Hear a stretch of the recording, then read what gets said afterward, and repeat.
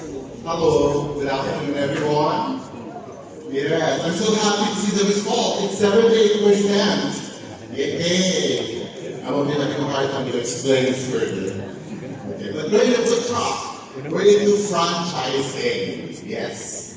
You know, starting my business way back in year 2000 with only one store, but I started my franchising after 4 years.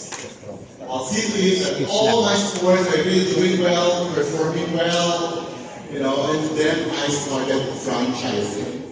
So when you want to invest into franchising, just see to it that they have a good track record of the business for the past years, not just in 1 month, 1 year, but it should be at least maybe 4 or 5 years.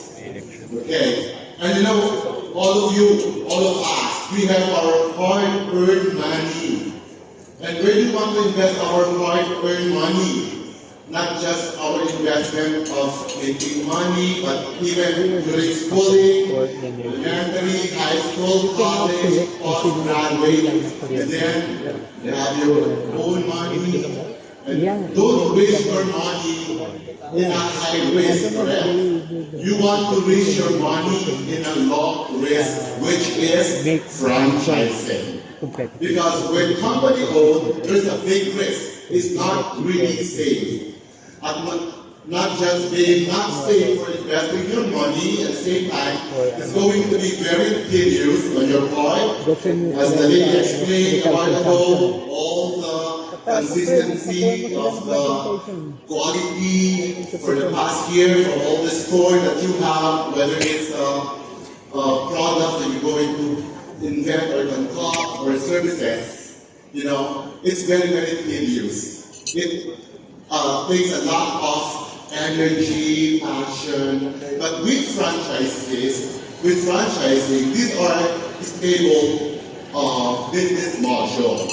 Just like with Aficionado, after 4 years with one store, now we have 75% or about almost 400 stores nationwide.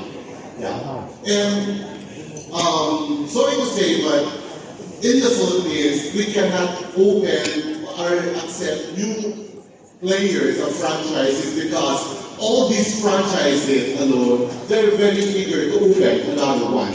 Because all our stores, I'm very proud to say, they're all making money. As you can see, go to Luzon, Visayas, and Mindanao, you'll see Aficionado in all malls nationwide. SM, Robinsons, Ayala, Gaisano, even okay. Okay, thank you, Sir Joel. So